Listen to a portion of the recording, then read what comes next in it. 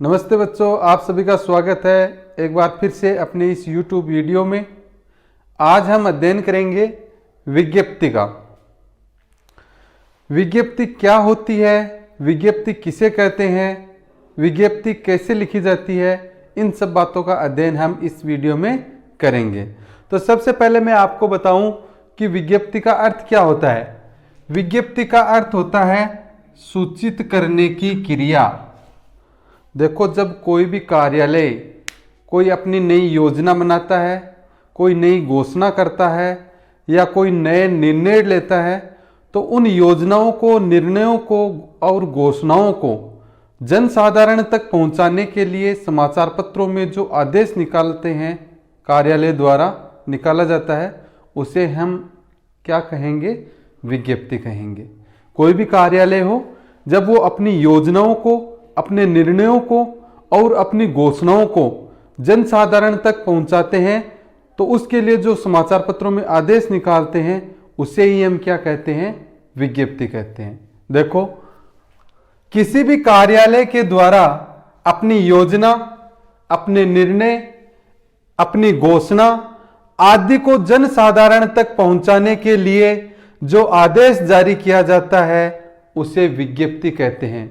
चाहो तो आप लिख सकते हो, नहीं आप याद रखना कि किसी भी कार्यालय के द्वारा अपनी योजना, अपने निर्णय, अपनी घोषणा आदि को जन साधारण तक पहुंचाने के लिए जो आदेश जारी किया जाता है, उसे विज्ञप्ति कहते हैं।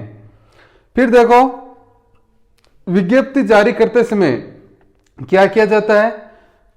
इसके अंतर्गत कार्यालय, जो कार्यालय विज्ञप्ति जारी कर रहा है, वो कार्यालय अपनी सूचनाओं को लिखकर संबंधित समाचार पत्र के कार्यालय में भिजवा देते हैं, जिसे संपादक अपने समाचार पत्र में प्रकाशित कर देते हैं। क्या किया जाता है? जो कार्यालय विज्ञप्ति जारी करता है, तो उस विज्ञप्ति से संबंधित सभी सूचनाएं वो लिखता है और वो कार्यालय फिर उन सूचनाओं को समाचार पत्र के कार्यालय में भेजते हैं। तो जो संपादक होता है, वो उन सूचनाओं को अपने समाचार पत्र में प्रकाशित करवा देते हैं। फिर एक महत्वपूर्ण बात यह है कि विज्ञप्ति में सबसे ऊपर दाहिनी ओर यहां पर प्रकाशनार्थ शब्द लिखा जाता है। क्या शब्द लिखा जाता है? प्रकाशनार्थ। याद रखना, विज्ञप्ति में सबसे ऊपर दाहिनी ओर प्रकाशनार्थ शब्द लिखा जाता है। अब देखो, हम चर्चा करेंगे कि विज्ञप्ति का प्रारूप क्या होता है, विज्ञप्ति किस प्रारूप में लिखी जाती है। हालांकि मैं आपको बता चुका हूं कि विज्ञप्ति किसे कहते हैं और विज्ञप्ति कैसे जारी की जाती है, लेकिन फिर भी मैं एक बार आपको पुनः एक प्रारूप के माध्यम से समझाने का प्रयास करूंगा कि विज्ञप्ति किस प्रारूप में लिखी जाती है। ऊपर ही ऊपर क्या लिखा जाता है, उसके बाद क्या लिखा जाता है, इन सभी बातों को मैं आपको एक प्रारूप के माध्यम से बताऊंगा। तो देखो, सबसे पहले ऊपर हेडिंग लगाई जाती है विज्ञप्ति।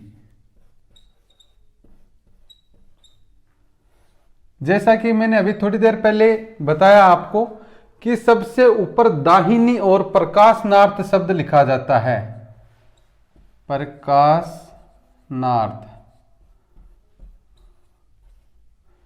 इसके बाद देखो, विज्ञप्ति के नीचे यहां कार्यालय का नाम आएगा,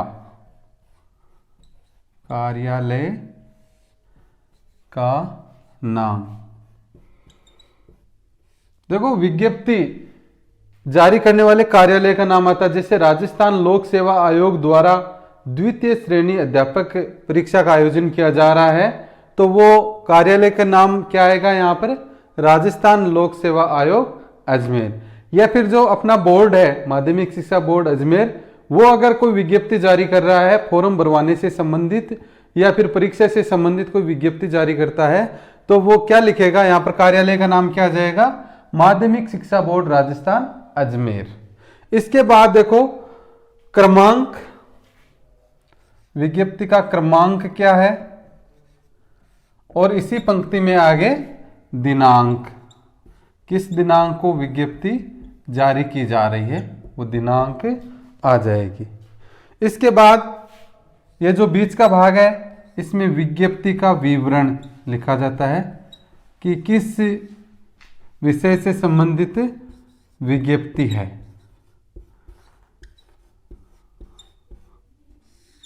और अंत में सबसे नीचे हस्ताक्षर होते हैं, जो कार्यालय के प्रधान के हस्ताक्षर होते हैं। जो भी कार्यालय विज्ञप्ति जारी करता है उसका जो विभागाध्यक्ष होता है या सबसे बड़ा जो अधिकारी होता है उसके हस्ताक्षर, उसका नाम,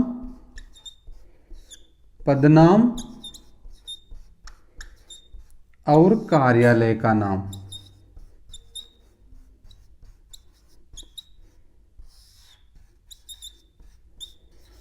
तो इस हिसाब से इस प्रारूप में अगर हम कोई विज्ञप्ति जारी करेंगे तो वो एक अच्छी विज्ञप्ति मानी जाएगी।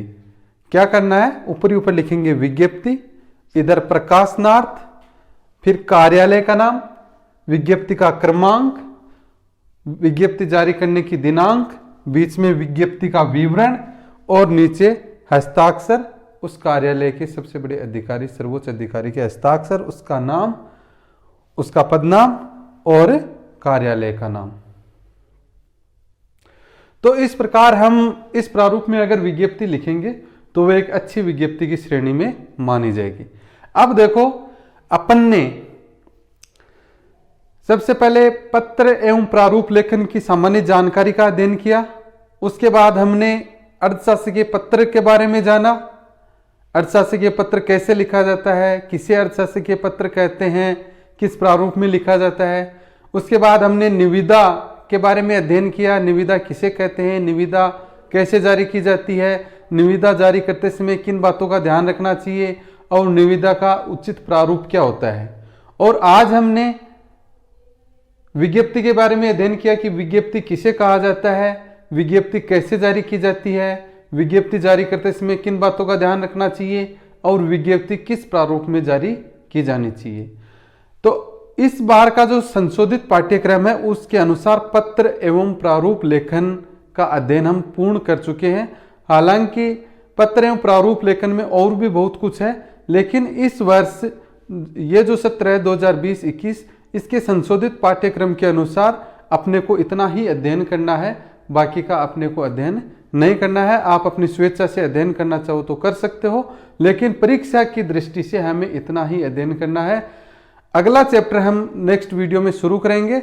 इसके बाद मैं आपको एक बार पुनः बताना चाहूँगा कि अगर आपने चैनल को सब्सक्राइब नहीं किया है तो सब्सक्राइब जरूर कर लें, ताकि आने वाले वीडियो की नोटिफिकेशन आपको जल्द से जल्द मिल सके।